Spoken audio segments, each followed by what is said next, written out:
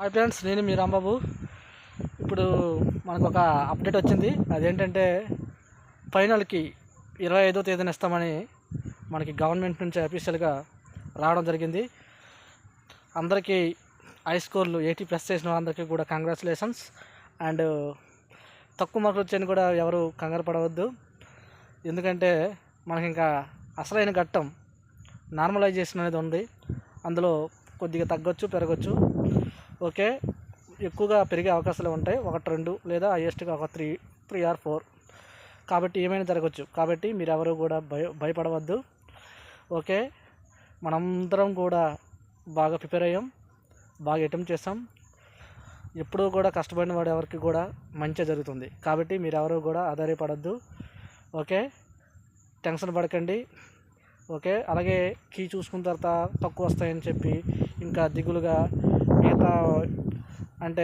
దిగులుగా మానసిక వేదనతో గురయ్యి గాయపరుచుకోవడం కొంతమంది చేస్తున్నారు. అటువంటివి ఏమి చేసుకోకండి. ఎందుకంటే మనకి డిఎస్ ఒకటే లైఫ్ కాదు.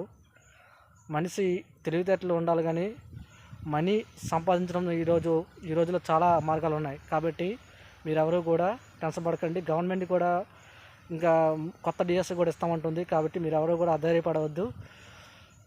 ఓకే, నాలాగే డిఎస్ రాసిన వాళ్ళు ఎవరు ఉన్నారో ఈ ఫైనల్ కీ కోసం ఫైనల్ రిజల్ట్ కోసం ఎదురు చూస్తున్న వారు ఎవరున్నారో వాళ్ళందరూ కూడా కామెంట్ సెక్షన్లో కామెంట్ చేయండి.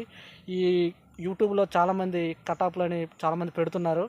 మీరు ఎవరూ కూడా వాటిని చూసి దిగులు పడడం కానీ భయపడడం కానీ చేయకండి. ఎందుకంటే కటాఫ్లు అనేవి ఇప్పుడు అంత ఖచ్చితంగా ఉండవు. దేని బేస్ చేసుకుని ఇస్తారు కటాఫ్స్? ఎందుకంటే ఆల్రెడీ ప్రైమరీకి రిలీజ్ అయింది.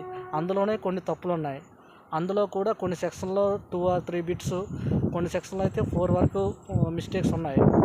ఒక 2 or 3 మార్క్స్, అట్లీస్ట్ ఒక 1.5 మార్క్స్ యాడ్ అయినా సరే దాని యొక్క ప్రభావం ఎంత ఉందో తెలుసు కదా. మనకి డిఎస్ ఏంటంటే డిస్మంత్స్లో చాలామంది జీవితాలు మారిపోతాయి, తెలుసు కదా. కాబట్టి మీరు ఎవరో కూడా ఆధారపడవద్దు. నార్మలైజేషన్ ఒకటి ఉంది, దాంట్లో కూడా కొన్ని మార్కులు యాడ్ అవ్వడం, కొన్ని లెస్ డిక్రీజ్ అవ్వడం కూడా జరుగుతుంది. కాబట్టి మీరు ఎవరు కూడా ఆధారపడవద్దు. ఓకే, అందరూ కూడా ధైర్యంతో ఉండండి. మనం ఈ 7 years 218 నుంచి 220 వరకు బాగా ఎఫర్ట్ పెట్టాం, బాగా రాసాం. కష్టపడిన వాడు ఎవరో కూడా ఓడిపోయినట్లు చరిత్రలో లేదు. కాబట్టి మనందరం కూడా కష్టపడ్డాం, మంచి ఫలితాలు వస్తాయని ఆశిద్దాం. ఓకే, నాలాగే మీరు కూడా చాలామంది ఈ యొక్క రిజల్ట్ కోసం ఎవరైతే ఎదురు చూస్తున్నారో వాళ్ళందరూ కూడా ఏ జిల్లా కామెంట్ సెక్షన్లో కామెంట్ చేయండి ఫ్రెండ్స్.